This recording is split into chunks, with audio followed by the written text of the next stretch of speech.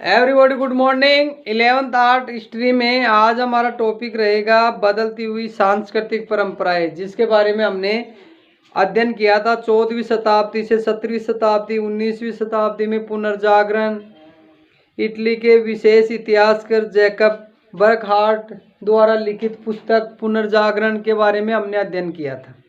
आज हम पढ़ेंगे इटली के नगरों का पुनरुत्थान। आज हम पढ़ेंगे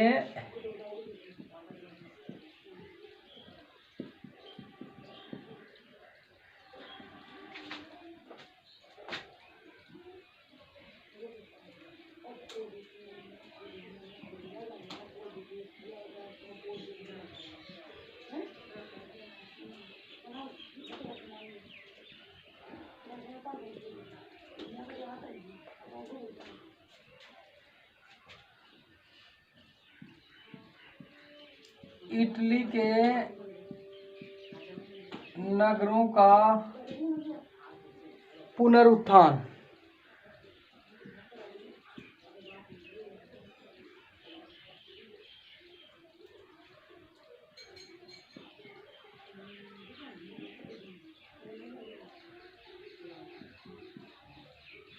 इटली के नगरों का पुनरुत्थान।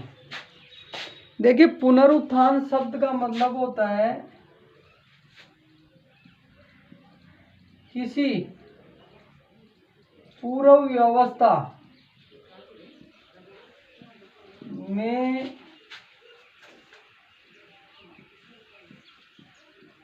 बदलाव कर नया परिवर्तन करना, ये जो है पुनरुत्थान कहलाता है। देखिए, पश्चिमी रोम साम्राज्य के पतन के बाद इटली के राजनीतिक और सांस्कृतिक केंद्रों का विनाश हो गया था।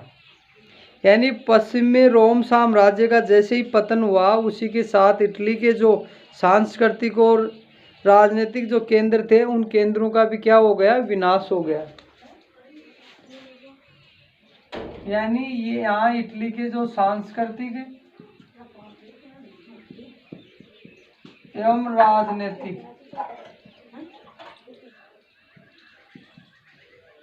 केंद्रों का विनाश।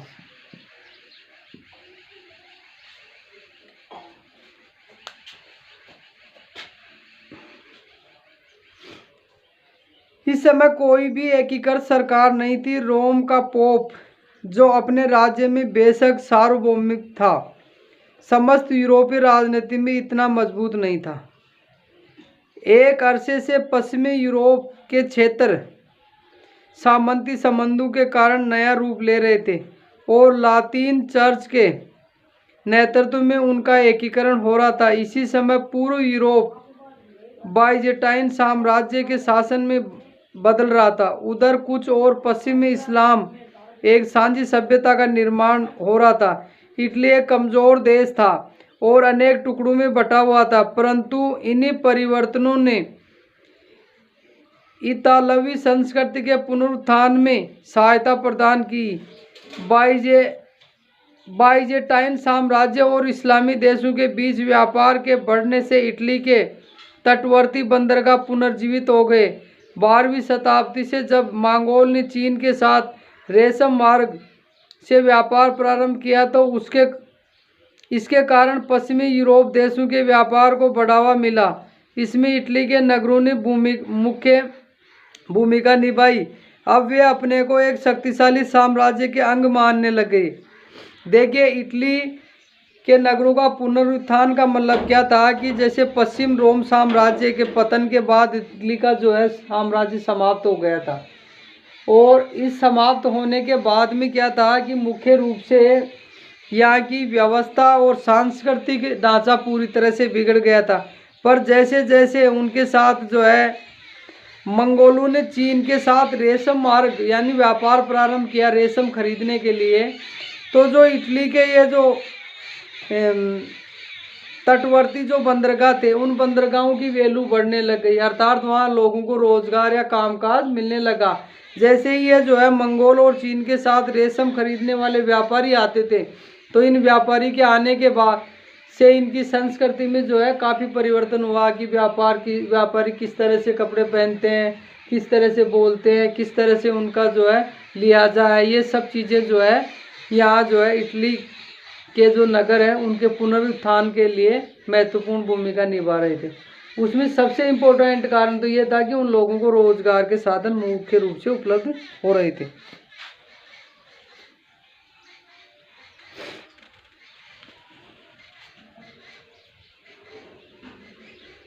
के रूप में नहीं देखते थे, बल्कि स्वतंत्र नगर राज्य को एक समूह मानते थे। नगरों में फ्लोरिस, वेनिस गणराज्य थे और कई अन्य दरबारी नगर भी थे। दरबारी नगर का मतलब जहाँ सामंती व्यवस्था होती थी, जहाँ राजा बैठता था, ऐसी व्यवस्था को दरबारी नगर व्यवस्था कहते थे।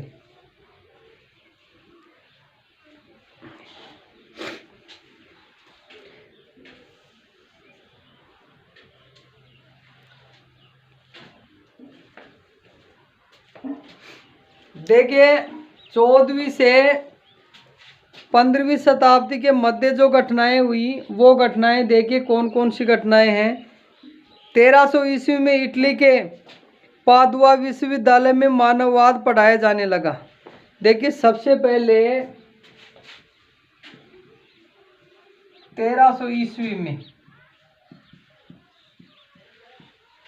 इटली में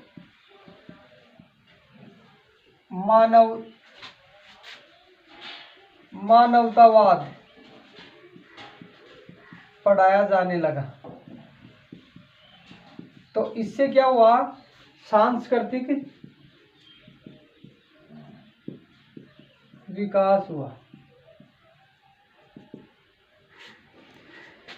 इसके बाद में देखिए 1341 के पेट्रार्क को रोम में राजकवि उपाधि की सम्मानित किया गया।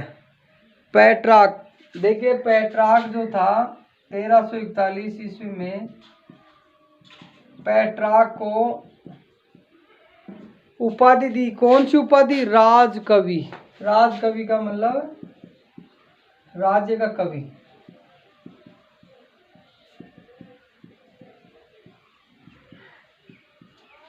इसके बाद में देखिए 1349 में फ्लोरेंस में विश्वविद्यालय की स्थापना।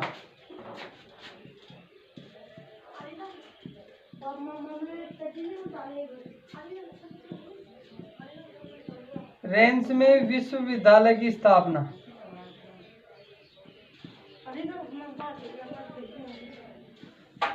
ये भी जो है एक इम्पोर्टेंट घटना थी।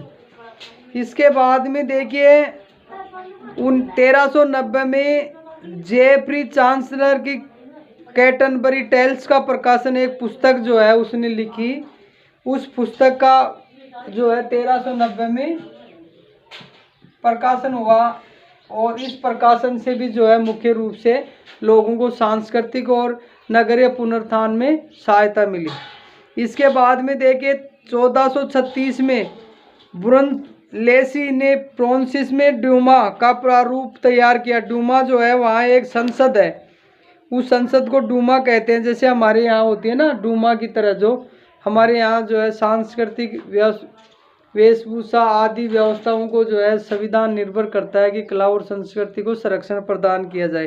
तो ऐसे ही जो है वहाँ एक संस्था रही और फ्लोरेंस में जो है डूमा का प्रारूप भी तैयार किया गया। इसके बाद में देखिए 1454 में गुटनबर्ग ने विभाजन टाइप से बाइबिल का प्रकाशन किया। देखिए ये इम्पोर्टेंट घटना थी 1454 वाली। 1454 में जो है बाइबिल का जो प्रकाशन हुआ था, वो भी इस व्यवस्था को जो है संस्कृति को जो है बदलने में, परंपराओं को बदलने में, इटली में नगरीय व्यवस्था स्थापित करने में अहम भूमिका निभाया। इसके बाद में देखिए 1484 में पुर्तगालीन गणितज्ञों ने सूर्य का अध्ययन किया और अक्षांश की गणना हो गई। इसके बाद में 1492 में कोलंबस ने अमेरिका पहुंचे। उसके बाद में देखिए 1495 में लियोनार्डो डा विंची ने जो है अंतिम बोझ चित्र बनाया। इसके बाद में 1552 माइकल एंजेलो ने सिटीजन चैपल की छत पर चित्र बनाए। तो ये सारी जो घटनाएं हैं 14वीं शताब्दी और 15वीं शताब्दी की जो घटनाएं हैं वो जो है बदलती हुई परंपरागत संस्कृति और इटली के नगरीय स्थापन व्यवस्था में या इटली के नगरों में पुनर्स्थापन व्यवस्था करने में महत्वपूर्ण भूमिका निभाई। धन्यवाद। बाकी अगले